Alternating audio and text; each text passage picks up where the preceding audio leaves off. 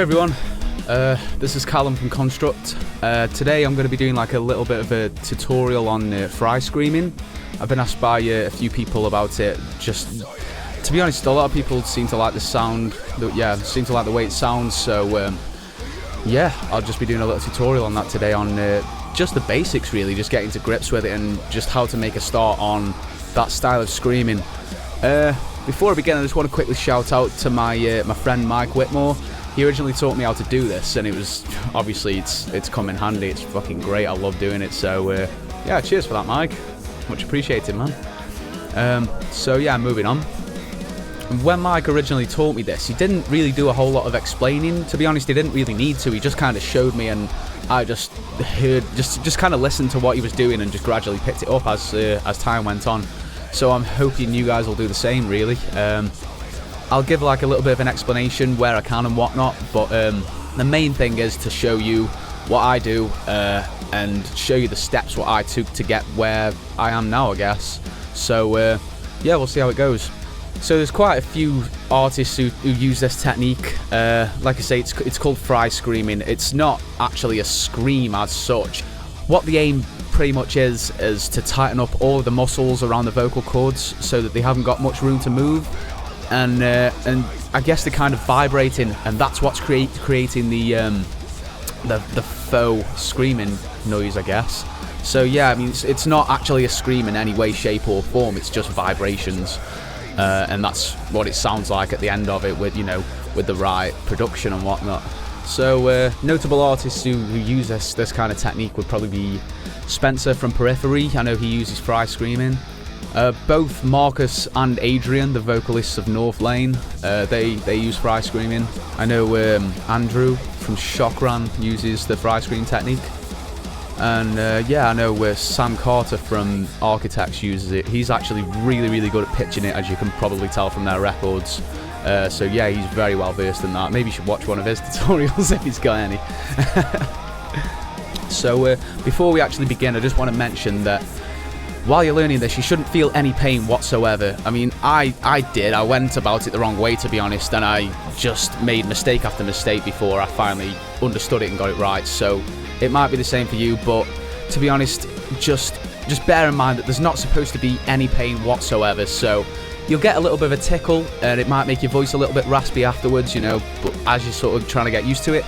But ultimately, there shouldn't be any pain. So if you feel any pain, stop, because you're doing something wrong, and then just try again, try it a different way or something. So today we're going to be covering just the basics on how to actually produce the sound, how to get it going, and then once you've got that down, we're going to begin talking about pitching it. I'm not massively well versed on the science behind it and whatnot, but I'll do my best for you. I know enough to get by, and hopefully you can learn something from it, so we'll see. So first of all, you're going to want to warm up for at least 15 to 20 minutes. I use Melissa Cross's Zen of Screaming warm-ups. If you want to use them, that's fine.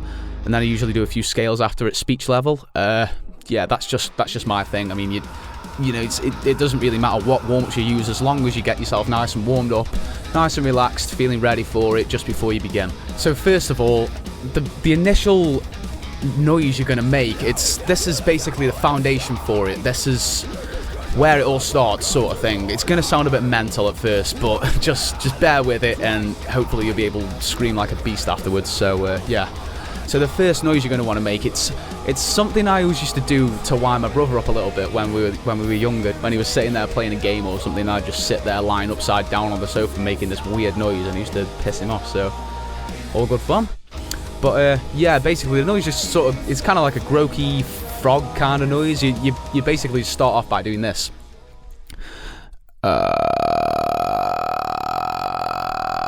So yeah, it might sound a bit weird at first, but just bear with me and just try and replicate all these noises while I'm making. So yeah, you've got this Groak noise down, and then basically what you want to do with that is then take it, tighten up the muscles around your vocal cords. You want to sort of like push your larynx a little bit. Don't strain. You should be pretty relaxed while you're doing this, but all you're doing is you're keeping your core rather tight, and you should feel your diaphragm, which is located just above your belly button, I guess, just underneath your lungs. You should feel that lift up as you're doing it, and your larynx should move a little bit. You should feel that. So it's tightening everything up, and it turns it into a bit of a crackly noise. It's kind of like as if you were eating popping candy. You remember the Willy Wonka stuff? Yeah, so it's like that.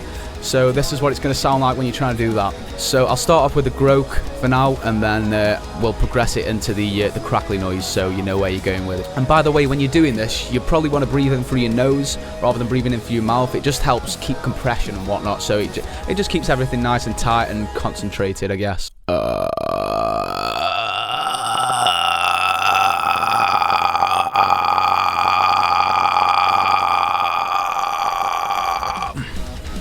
Did you hear how it's kind of crackling? That's what you want to aim for. So that's basically your next stage. That's once you've got those noises down, that's your foundation, and that's your very, very basic fry scream. But obviously from then you're going to want to learn how to project it. So we'll go into that next. To be honest, the more you play around with that crackle noise and the more you just sort of maneuver it around a little bit, that's where you're going to get used to it. So that's when you're going to start learning how to project it. Whatever you do, just don't try and force it. I mean, if you're not getting the projection you want just yet, just stick with it and just keep trying, and just over time, gradually, it should come out a little bit more. So yeah, just keep trying that, but don't ever force it. And I mean, from then, that's pretty much where the tightening of the core comes in. Obviously, you want to stay nice and loose, nice and relaxed whilst you're doing this. The warm-ups definitely help that. And from then, while you've got this sort of crackly noise going, that's when you want to tighten up all your core and try and lift your diaphragm a little, you know, and that's basically how you're going to project it. So I'll show you what that sounds like now. From the top, I'll go from the Groak to the Crackle, straight up to the fry screen, to what it's going to end up like, basically, after a bit of practice. So from the top...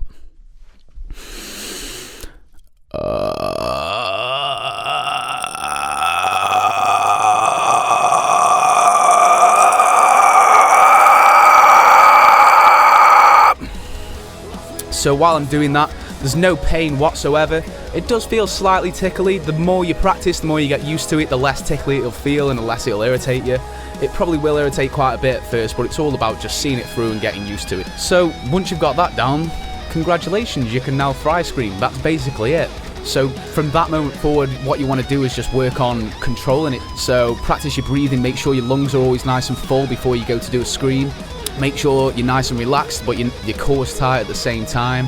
So yeah, what you want to work on is just holding them out for as long as you can, to be honest. That's what I did anyway. I just practiced holding them out for as long as I possibly can and keeping that compression there so the vibration stays there, so it maintains that scream-like sound and it doesn't just sound weird, I guess. So it doesn't sound like this. Ah! I guess that's what it sounds like without the vibration. Yeah.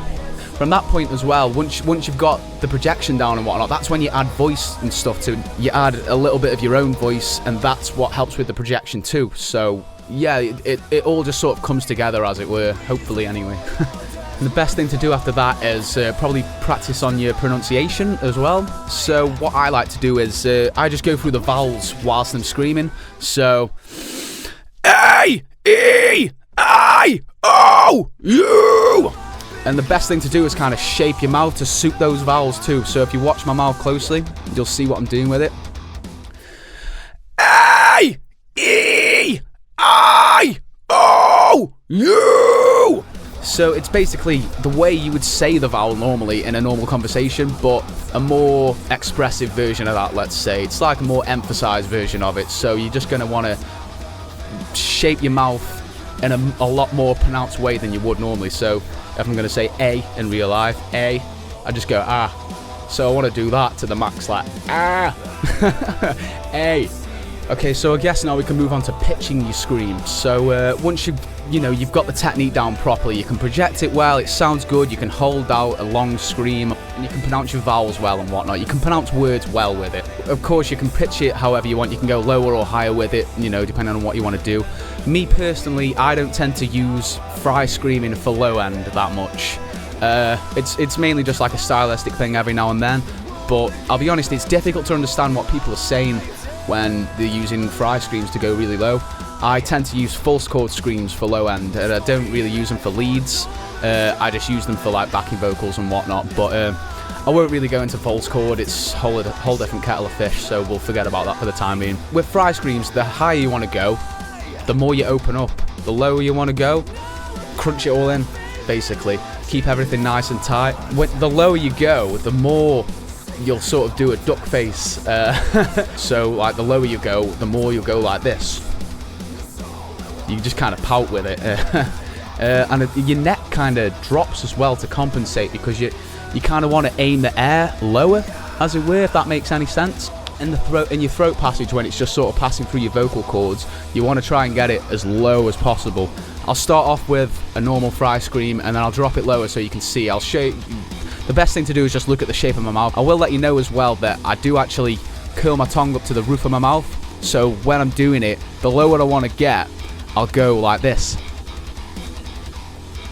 So my tongue is always going to be touching the roof of my mouth, but it's difficult to pronounce words like that, so take that as you want. From the top, it's going to go like this.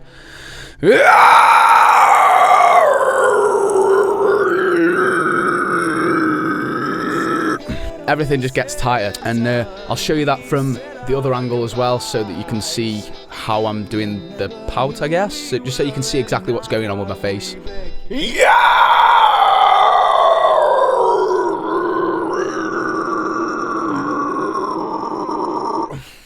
And you might notice that, yeah, my neck just sort of bulges out a little bit more to compensate for that lower end. And then if you want to get higher, it's really, you literally just open it up and just sort of aim the air more towards the back end of your throat, I guess. And you want to aim it so that it's sort of traveling above and it's kind of going towards the roof of your mouth. And it's sort of more nasally, I guess, to get it higher pitched. So I'll just show you what I'm doing now with that.